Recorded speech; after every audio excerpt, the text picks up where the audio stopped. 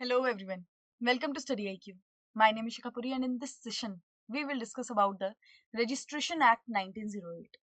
और registration act के बहुत ही इंपॉर्टेंट टॉपिक पे बात करने वाले हैं. It's not just about registration act का इंपॉर्टेंट टॉपिक, ये जनरल भी आपके लिए बहुत ज्यादा इंपॉर्टेंट टॉपिक होता है.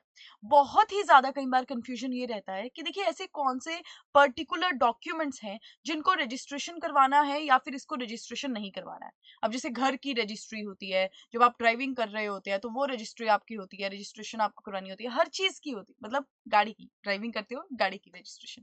तो ये सारे की सारी बातें जो है बहुत कई बार कंफ्यूजिंग हो जाती है. किस चीज को रजिस्ट्रेशन करवानी है, किस चीज को रजिस्ट्रेशन नहीं करवानी है. आज के टॉपिक में हम उसी के बारे में बात करने जा रहे हैं. वेरी इंपॉर्टेंट टॉपिक, तो आप इसको ध्यान से सुनिएगा.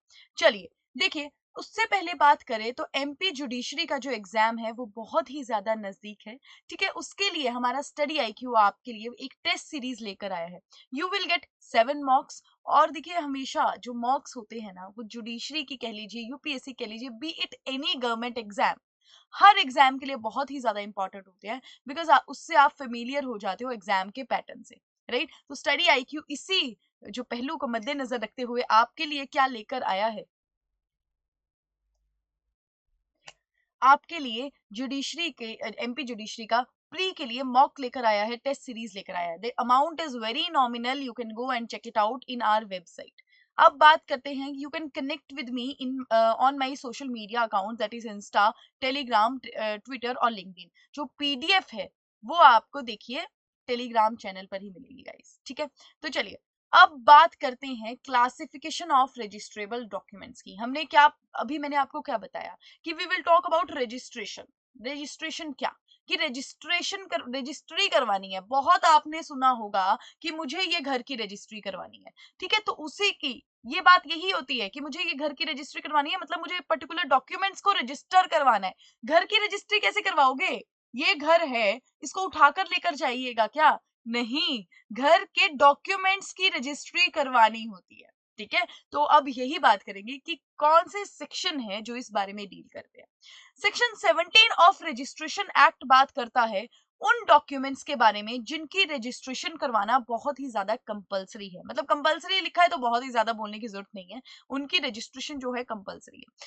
सेक्शन 18 बात करता है उन डॉक्यूमेंट्स के बारे में जिनकी रजिस्ट्रेशन जो है ऑप्शनल है, मतलब आप करवाइए या फिर ना करवाइए, it is up to you. बात करें कि ऐसे कौन से डॉक्यूमेंट्स हैं जिनकी रजिस्ट्रेशन करवाना कंपलसरी है और ऑप्शनल है. सेक्शन 17 देखते हैं, वेरी इंपॉर्टेंट सेक्शन, सारा का सारा सेक्शन ही बहुत इंपॉर्टेंट है. देखिए क्या बात करता है कि ऐसे डॉक्यूमेंट्स जिनको कंपलसरी है क्या करवाना, रजिस्टर करवाना. फर्स्ट नंबर पे इसने हमें दिया है instrument of gift of immovable property. कोई भी पर्सन अगर आपको क्या कर रहा है, गिफ्ट दे रहा है. टीपीए में हमने बात की है गिफ्ट के बारे में, राइट. तो देखिए टीपीए मतलब transfer of property act. A person आपके ब्रदर है, ब्रदर अपनी सिस्टर को क्या देना चाह रहा है, गिफ्ट में प्रॉपर्टी एक नाम करवाना चाह रहा है.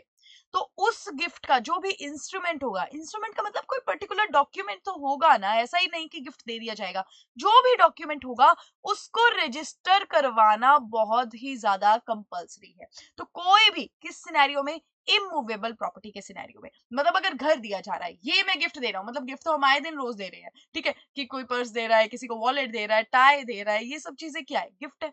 ठीक है, तो इनको क्या आप रजिस्टर करवाना चाहते हो, रजिस्ट्री करवाने तो नहीं चाहते ना. लेकिन इमूवेबल प्रॉपर्टी कौन सी, जो अटैच्ड टू अर्थ होती है.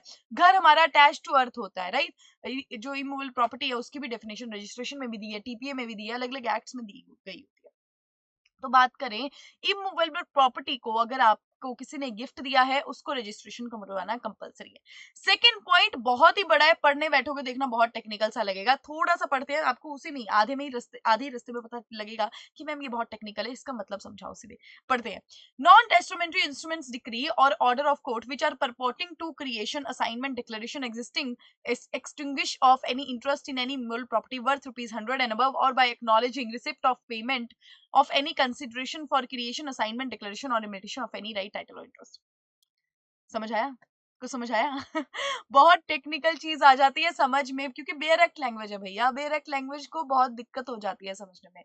सिंपल से अक्षरों में, सिंपल से शब्दों में बात करें तो ये क्या बात कहता है कि देखिए कोई भी नॉन टेस्टामेंट्री इंस्ट्रूमेंट, अब नॉन टेस्टामेंट्री इंस्ट्रूमेंट वो होते हैं जो विल नहीं होती। विल क्या होती है? Testamentary instrument. देखो नीचे मैंने लिखा है, testamentary trust is one that is set fourth in a will and may continue long after the death of testator. Will कौन बनाता है? विल कोई भी पर्सन बनाता है कि मेरे मरने के बाद मेरी प्रॉपर्टी इन इन लोगों को जाएगी। तो ये जो डॉक्यूमेंट, ये जो इंस्ट्रूमेंट होता है वो होता है टेस्टामेंट्री, जिसको कौन बनाता है? टेस्टेटर बनाता है।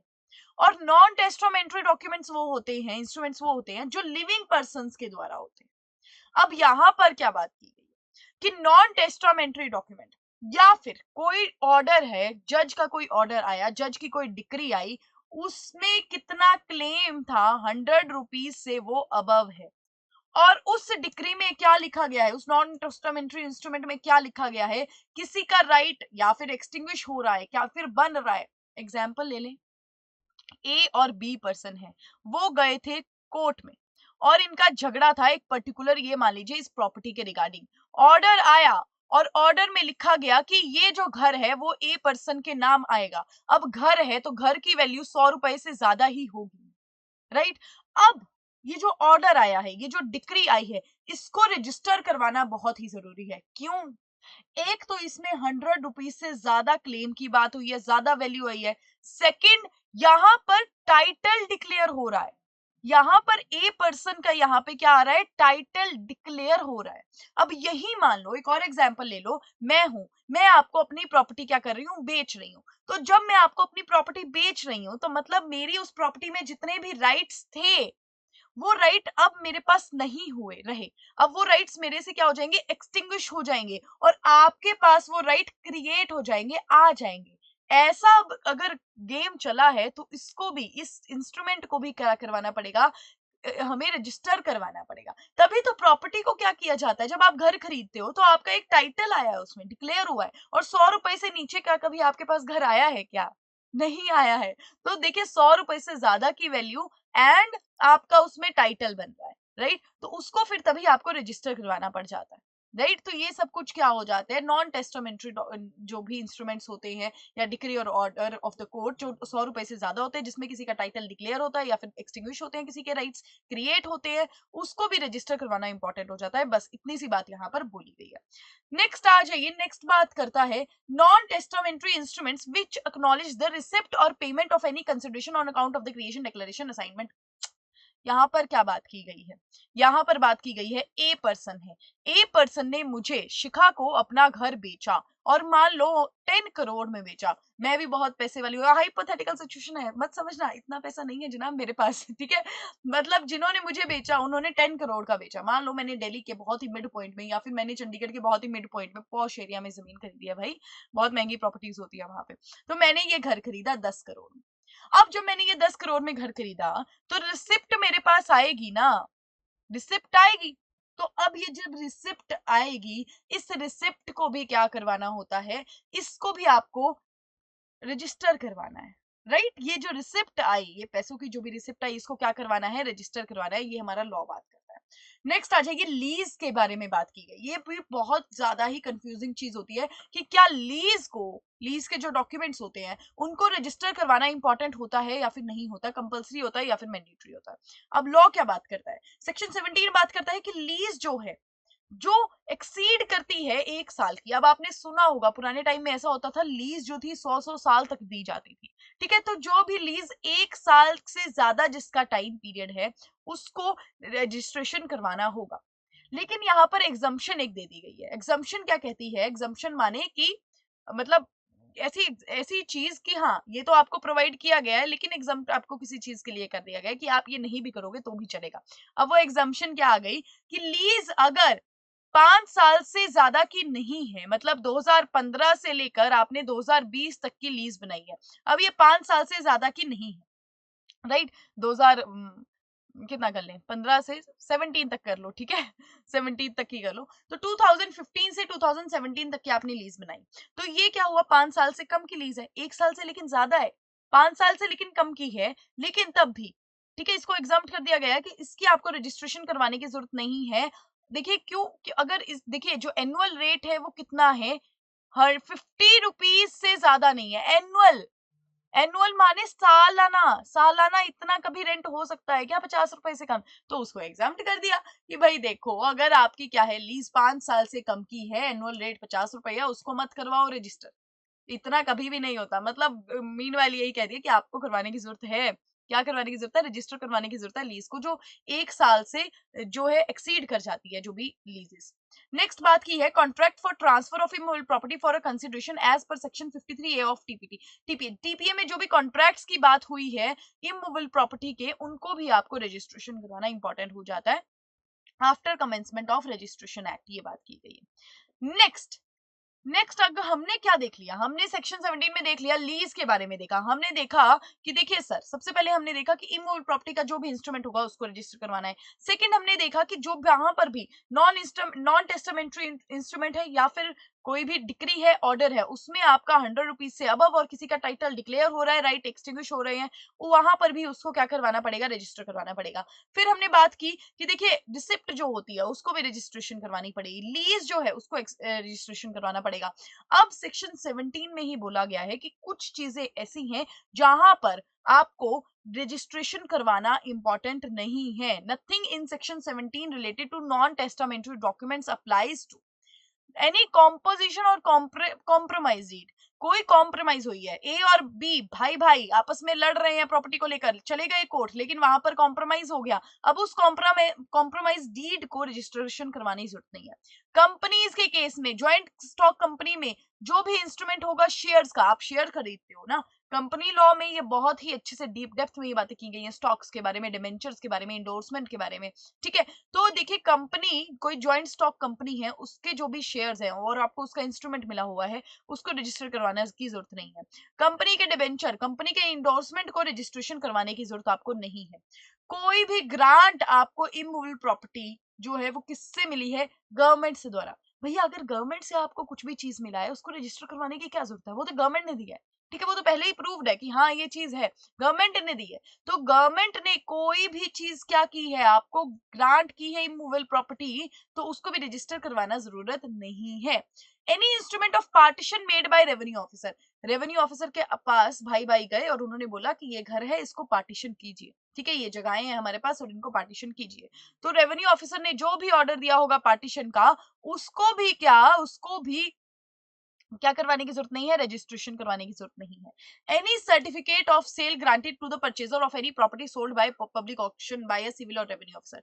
देखिए जब भी ऑक्शन होती है बाय किसके द्वारा? पब्लिक ऑफिसर के द्वारा। जब गवर्नमेंट ऑक्शन करती है, पब्लिक ऑफिसर जो है वो ऑक्शन करते हैं, तो हमारे पास सर्टिफिकेट ऑफ सेल, सीपीसी में प्रॉपर ये बात की गई है, आगे आगे के जो प्रोविजन उनमें बात की गई है सर्टिफिकेट ऑफ सेल के बारे में। तो सर्टिफिकेट ऑफ सेल एक मिलता है, जो परचेज करता है प्रॉपर्टी को जो ऑक्शन में बेची जा रही है, उसको भी रजिस्टर करवाने की जरूरत नहीं।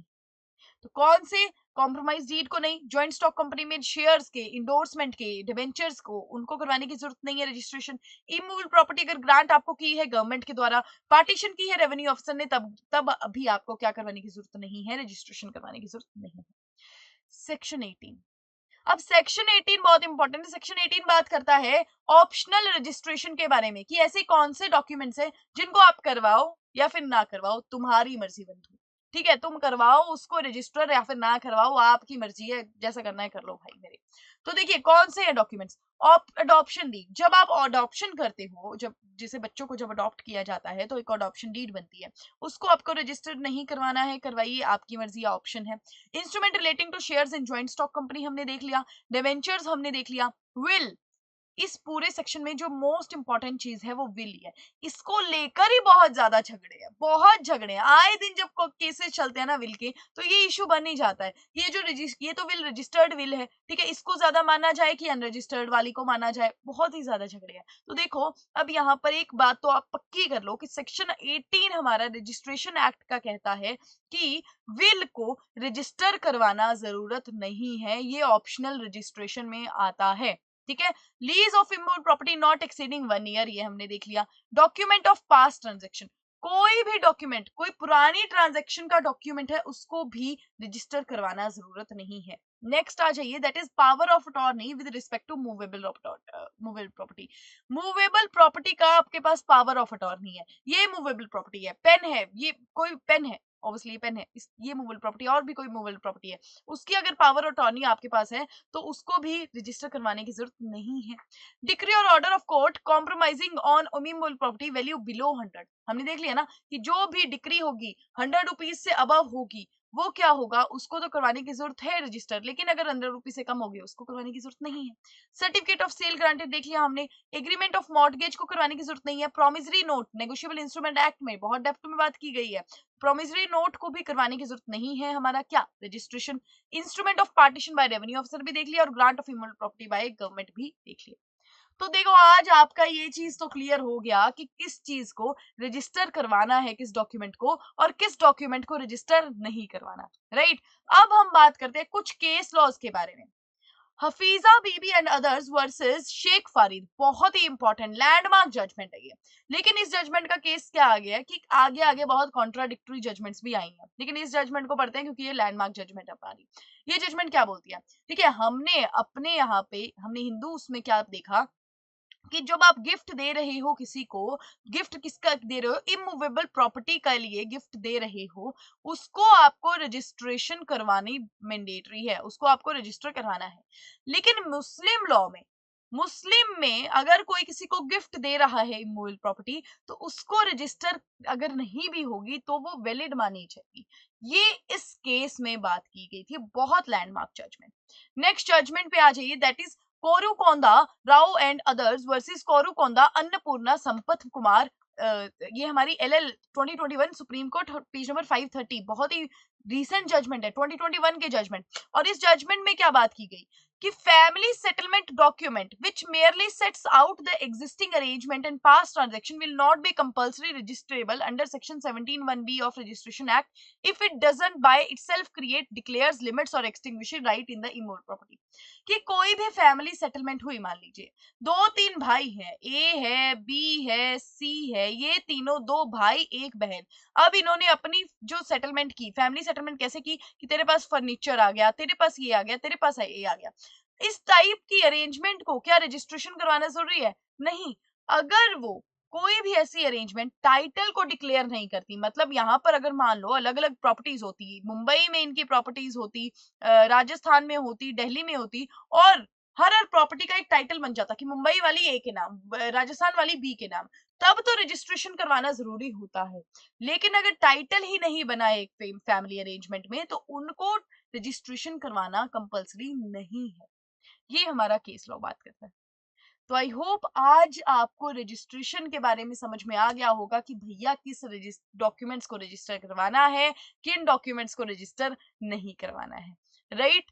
तो अगर आपको ये समझ में आ गया है तो प्लीज लेट मी नो। अगर कोई भी आपको क्वेरी है related to law, any career perspective, please let me know, comment section आपके लिए ही है, ठीक है। तब तक प्लीज अपना ध्यान रखिए, अपनी हेल्थ का ध्यान रखिए। Thank you so much guys.